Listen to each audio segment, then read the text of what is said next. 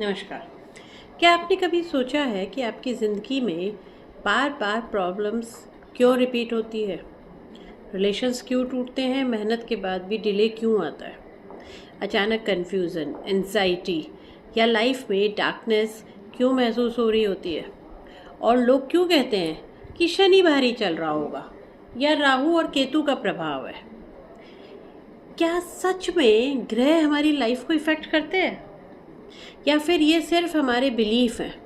आज के इस पॉडकास्ट में हम बात करेंगे शनि, राहु और केतु के बारे में। नमस्कार, मैं हूँ राखी शर्मा और आज का ये एपिसोड मैं लेकर आई हूँ आपके लिए शनि, राहु और केतु का हमारी लाइफ पे क्या इफ़ेक्ट है और इन्हें क्रूर ग्रह क्यों कहा जाता है, ये भी हम समझने की कोशिश करेंगे।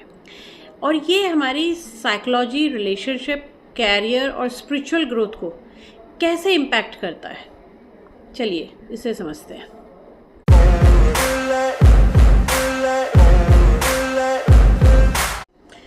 तो सबसे पहले एक बात समझना ज़रूरी है कि जब हम बात करते हैं कि एस्ट्रोलॉजी में ग्रह हमारी लाइफ को इफ़ेक्ट कर रहे हैं, इसका मतलब ये नहीं है कि कोई भी प्लैनेट फिजिकली बैठकर हमारी लाइफ को कंट्रोल कर रहा है, बल्कि वैदिक एस्ट्रोलॉजी के अनुसार हर ग्रह की एक एनर्जी होती है, एक एनर्जी पैटर्न को रिप्रेजेंट करता है।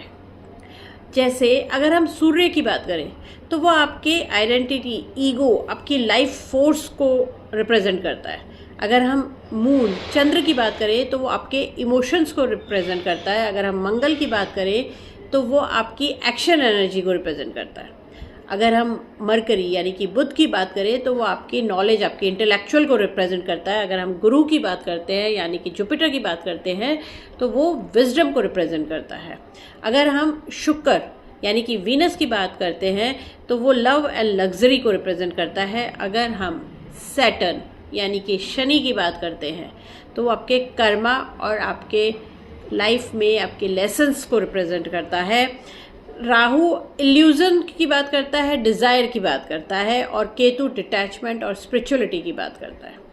यानी कि ग्रह हमारे जीवन के अलग अलग साइकोलॉजिकल थीम्स को रिप्रेजेंट करते हैं। आपने बहुत बार महसूस किया होगा कि कई बार आपकी लाइफ बहुत स्मूथ चल रही होती है और कुछ फेज आपकी लाइफ में ऐसे आते हैं जहां सब कुछ आपको स्टक फील होता है। एस्ट्रोलॉजी इन्हीं साइकिल्स को समझने का एक एंशिएंट फ्रेमवर्क है।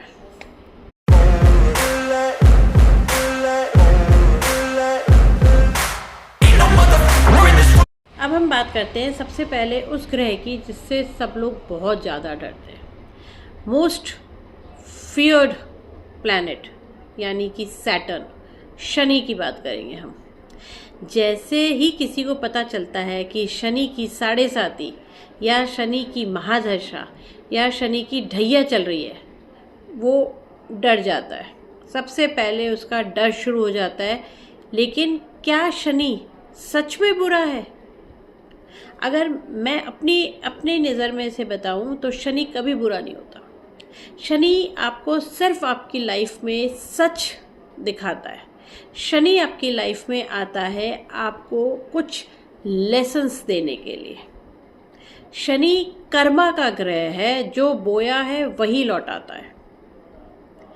आपके लाइफ में अगर आपने शॉर्टकट्स लिए हैं, रिस्पॉन्सिबिलिटी से अगर आप भागे हैं या आपने गलत डिसीजंस लिए, आपने कुछ इग्नोर किया है, तो शनि उस सब का हिसाब मांगता है। इसीलिए लोग इसे क्रूर ग्रह कहते हैं। लेकिन असल में शनि पनिशमेंट नहीं है। मैं बोलूँगी कि शनि करेक्शन देता है। आप अपनी लाइफ में इतने टाइम से जो भी कुछ गलत करते आए हैं या आपने कहीं पे भी कहीं जाने अनजाने कोई भूल करी है, बहुत बार ऐसा होता है कि हम जानबूझ के कुछ भी गलत नहीं कर रहे होते हैं और हमारे सामने चीज़ें होती है कि वो गलत है पर हम पहचान नहीं पाते और हम उसका साथ देते चले जाते हैं। शनि आपकी लाइफ में आता है आपको सच दिखाने के लिए, आपने जो गलती करी है उसको ठीक कराने के लिए। शनि डिले देता है। शनि जहाँ बैठेगा आपको डिले देगा, लेकिन शनि कभी भी डिनायल नहीं है। देर हो सकती है पर मना नहीं है। शनि कभी ऐसा नहीं करेगा कि आपको कोई चीज़ ना दे।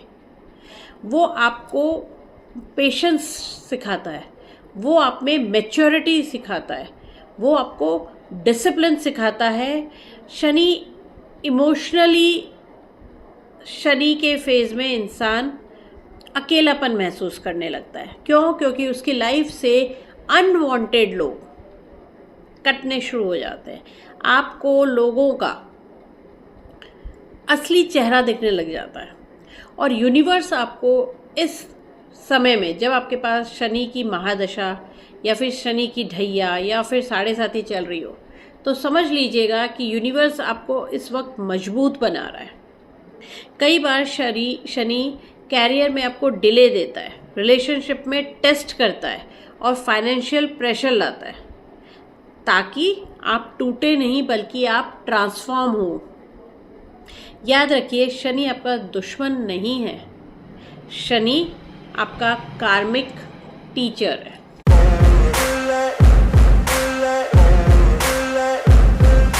अब हम बात करते हैं दूसरे इम्पॉर्टेंट ग्रह राहु की।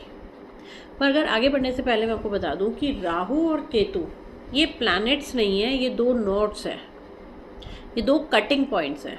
हम सब जानते हैं कि चंद्रमा जो है वो पृथ्वी का चक्कर लगा रहा है और पृथ्वी जो है वो सूर्य के आसपास घूम रही है। और सूर्य जैसे उसकी स्ट्रेट ऑर्बिट है, पर चंद्रमा की ऑर्बिट जो है वो थोड़ी सी टिल्टेड है।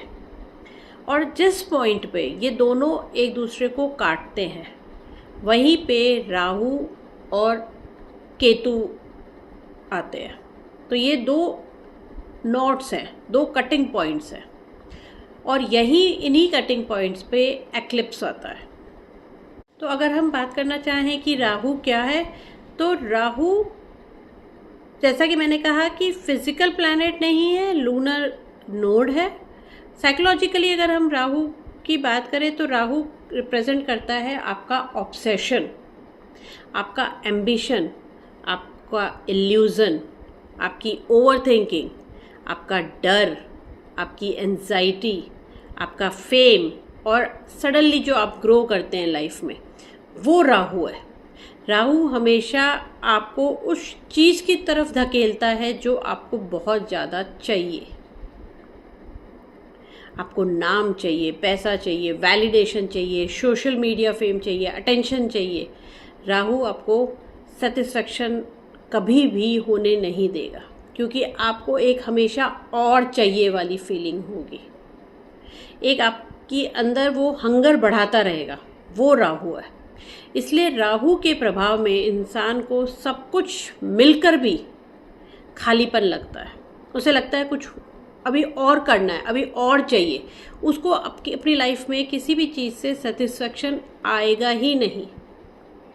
और कई बार ये बहुत कुछ चाहने की वजह से आप लाइफ में बहुत सारे गलत डिसीजंस, गलत पाथ पे चले जाते हैं। कई बार लोग कहते हैं, आपने सुना होगा, कि मेरे पास सब कुछ है मगर मैं खुश नहीं हूँ। ये प्योरली राहु की एनर्जी है। राहु आपको इल्यूज़न क्रिएट कर देता है। आपको लगने लगता है कि मैं जो बोल रहा हूँ या मैं जो कर रहा हूँ या मैं जो हूँ, बस वही सब सही है, मैं ही सही हूँ, मैं जो कह रहा हूँ वैसा ही हो रहा है और होना चाहिए। आपको वो रियलिटी से इमेजिनेशन में ले जाता है। इसलिए राहु के फेस में लोग अक्सर एक टॉक्सिक रिलेशनशिप में आ जाते हैं या फंसना शुरू हो जाते हैं, रॉन्ग डिसीजंस लेने लग जाते हैं, इम्पल्सिव डिसीजन या चॉइस में चले जाते हैं। उनकी सोच में को हम कह सकते हैं कि एक फियर बेस्ड थिंकिंग आ जाती है। साइकोलॉजी की लैंग्वेज में कहें तो राहु आपका ओवर एक्टिव माइंड है, और वो जिस तरीके से बिहेव कराता है वो एक इम्पल्सिवनेस दिखाता है।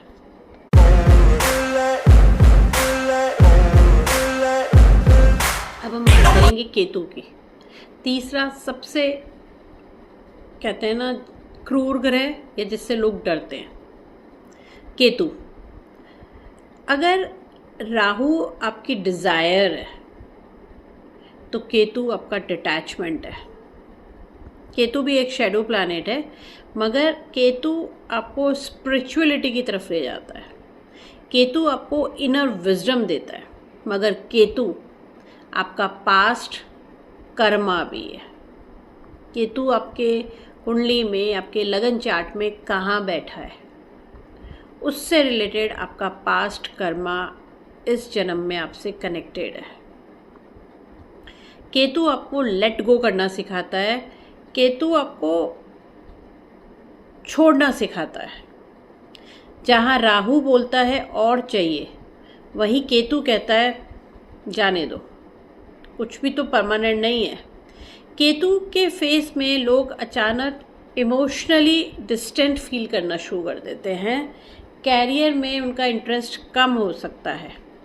कई बार रिश्तों में भी लोनलीनेस आने लग जाती है। बिना किसी रीज़न के आप अपने आप को दूर, अपने पार्टनर से एक डिटैच फील करना शुरू कर देते हैं।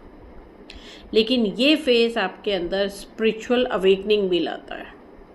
कई बार लोग मेडिटेशन, हीलिंग, एस्ट्रोलॉजी या टैरो एनर्जी वर्क की तरफ इस समय अट्रैक्ट होते हैं। केतु आपको बाहर से नहीं, आपको अंदर से बदलता है। अब हमने शनि पढ़ लिया, हमने राहु और केतु दोनों पढ़ लिए, लेकिन सवाल अभी भी यही है कि हम इन्हें क्रूर ग्रह क्यों कहते हैं।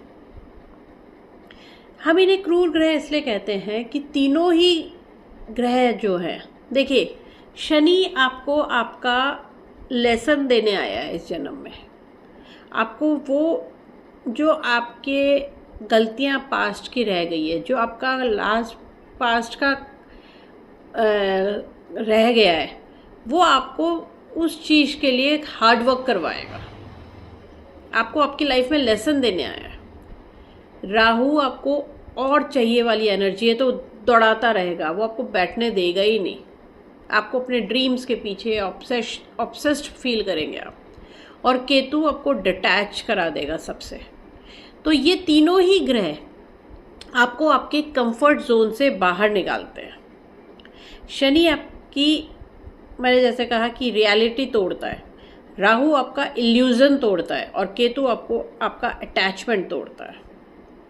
अगर सच कहूँ तो जो चीज़ें हमें हर्ट करती हैं, हम अक्सर उसे क्रूअल नाम दे देते हैं, इसीलिए हम इन्हें क्रूअल ग्रह कहते हैं। लेकिन याद रखिए, ग्रोथ हमेशा डिस्कम्फर्ट से आती है। इसीलिए ये ग्रह हमें पेनफुल लगते हैं, क्योंकि ये हमारे में ट्रांसफॉर्मेशन लाते हैं।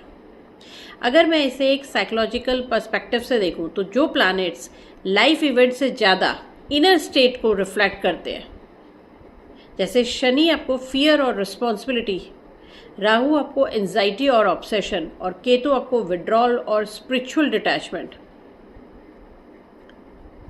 आपके अंदर रिफ्लेक्ट करता है।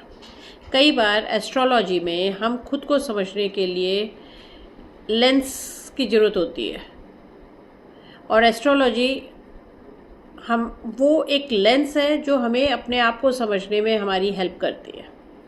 जैसे कि अगर आप बार बार लाइफ में डिले फेस कर रहे हैं, तो मे बी ये फेस आपका पेशेंस का फेस हो सकता है। लाइफ आपको कुछ सिखाना चाह रही है।